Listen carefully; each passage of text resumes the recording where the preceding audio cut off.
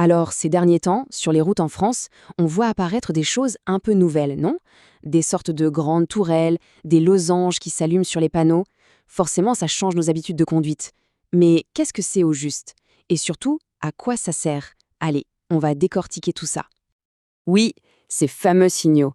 Il s'agit en fait de la toute nouvelle génération d'équipements pour gérer le trafic et bien sûr, la sécurité sur nos routes. Alors, la grande question c'est, qu'est-ce qui se cache vraiment derrière ces radars qui ont l'air de tout voir et ces voies avec leurs drôles de losanges? Bon, si on installe tout ça, ce n'est pas pour faire joli. Derrière, il y a un objectif très sérieux, rendre nos routes plus sûres. Et quand on regarde les chiffres, on comprend tout de suite pourquoi c'est une priorité absolue. 3402, c'est énorme. C'est le nombre de vies perdues sur les routes en France, rien qu'en 2023. Alors oui, le chiffre est en légère baisse, mais ça reste beaucoup, beaucoup trop. Et c'est justement pour ça que les autorités sortent l'artillerie lourde, avec des outils de plus en plus pointus pour s'attaquer aux comportements dangereux, et en premier lieu bien sûr, la vitesse. Et pour la vitesse, justement, il faut oublier les vieilles cabines grises qu'on connaissait tous. Non, maintenant, on parle de ces fameuses tourelles. Et attention, ce sont bien plus que de simples radars. C'est une petite révolution en soi. Alors, tenez-vous bien, en 2024, on compte 4745 radars automatiques en service en France. Le réseau est vraiment, vraiment dense. Et il se modernise à toute vitesse. Sur ce total, il y a déjà plus de 1300 de ces fameux radars tourelles. Ils remplacent petit à petit les anciens modèles. Et l'idée, c'est de tisser une toile de contrôle beaucoup, beaucoup plus efficace. Franchement, le bond technologique est juste énorme. Si on compare, les anciens radars, c'était simple. Une seule fonction, la vitesse. Un gros flash bien visible et ça couvrait une, peut-être deux voies. Point. Les nouveaux, c'est une autre histoire. D'abord, ils sont super discrets avec leur flash infrarouge, donc on ne le voit pas. Et surtout, ils sont multitâches. Ils peuvent choper plusieurs infractions en même temps et sur beaucoup plus de voies. Pour rentrer un peu dans la technique, leur petit nom, c'est Mesta Fusion 2. Et c'est de la haute technologie. Imaginez un peu, il peut suivre jusqu'à 126 voitures en même temps, sur une distance de 100 mètres, mais le point le plus important, c'est qu'ils sont évolutifs. C'est-à-dire que pour l'instant, ok, ils flashent pour la vitesse ou les feux rouges, mais en réalité, ils sont déjà prêts, techniquement, à repérer bien d'autres choses. Allez, on quitte les radars un instant, parce qu'il n'y a pas que le contrôle qui change. La route elle-même est en train d'évoluer pour nous inciter à conduire différemment. Ce fameux losange blanc qui s'allume parfois au-dessus de la voie de gauche, il est là pour ça. C'est le symbole d'une toute nouvelle logique, une logique qui veut récompenser le partage de la route.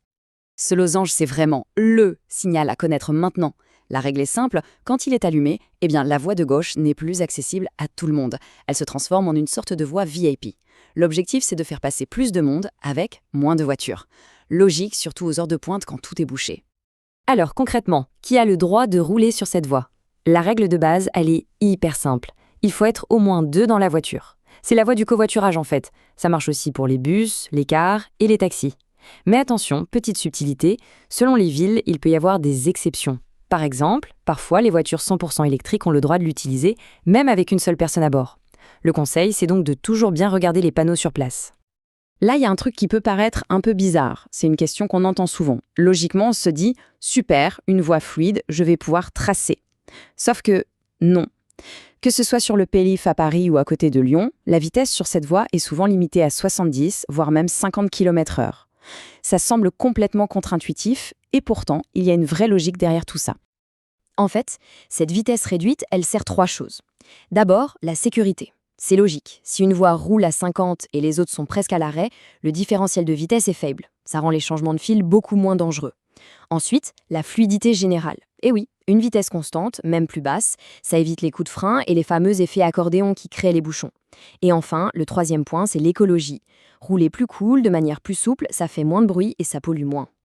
Bon, on revient à nos radars tourelles. Souvenez-vous, je disais qu'ils étaient évolutifs. Eh bien, c'est là que ça devient intéressant. Leur intelligence artificielle peut être entraînée pour repérer d'autres comportements à risque. Des trucs qui étaient super compliqués à verbaliser automatiquement jusqu'à maintenant. Et qu'est-ce qu'ils vont regarder? Eh bien, il y a 3 nouvelles infractions dans leur collimateur. Numéro 1, la ceinture de sécurité non bouclée. Numéro 2, le téléphone tenu en main. Et numéro 3, le non-respect des distances de sécurité, le fameux collé au train.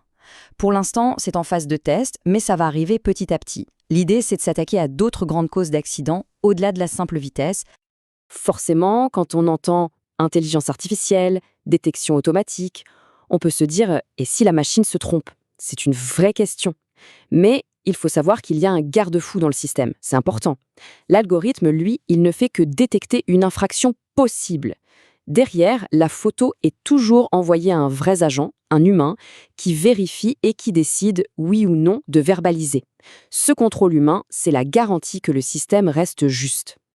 Bon, qui dit contrôle, dit évidemment sanction. Alors concrètement, qu'est-ce qu'on risque? Alors, pour les excès de vitesse, il y a une grosse nouveauté. Et c'est plutôt une bonne nouvelle. Depuis le 1er janvier 2024, pour les tout petits excès de vitesse, c'est-à-dire moins de 5 km/h au-dessus de la limite, on ne perd plus de points. Attention, hein, il y a toujours l'amende à payer.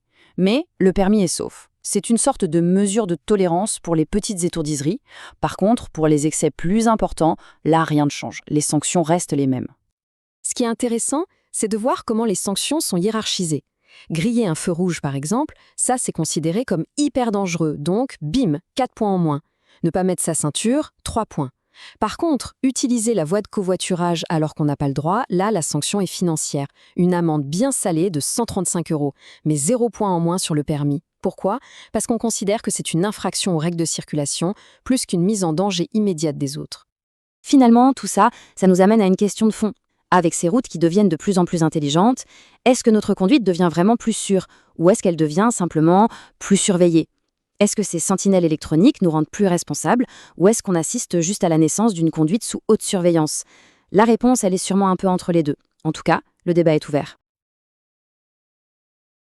Si ma vidéo vous a plu, n'hésitez pas à vous abonner, à aimer et à partager. De nouvelles vidéos sur la réglementation et le code de la route arrivent bientôt.